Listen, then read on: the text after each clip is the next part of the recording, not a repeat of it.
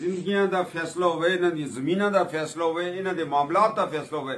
دو نسلاں سن یا فوت ہو گئی اس انتظار وچ کہ کدوں واسطے حقوق اسن مل سن.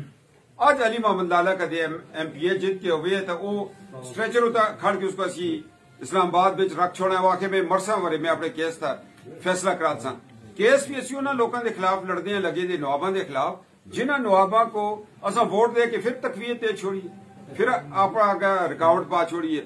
ایک گل یاد رکھو ہے، نچودا لیو مانسرے لیو کسی جگہ بھی پاکستان مڑا یہ پیغام جلد ہے.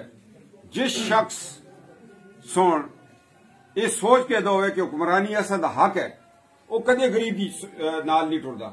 اور اسپیشلی اساں دے تناول دے نواب وہ چاہنے کہ لوگ محکوم رہون. یہ تو شکر ہے اللہ دا اساں سونے ایک قسم دی جدوجہد کی تھی، ایک محرومی کو ختم کیتا، ایک سوچ بدلی نوجوان نسل دی. اور اساں ایک انقلاب آندا ہے.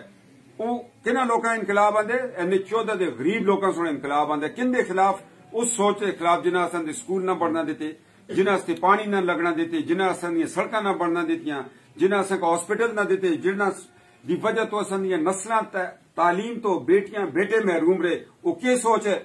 وہ نواباں دی سوچ ہے، وہ صلاح الدین دی سوچ ہے، اس دے پترا دی سوچ ہے، نواب فرید دی سوچ آسی کہ لوگ غلام رہون. ہن لوگ آزاد ہو گئے، تناول آزاد ہو گیا، تنولی خود مختار ہو گیا انشاءاللہ تعالی. لاؤ نا جی.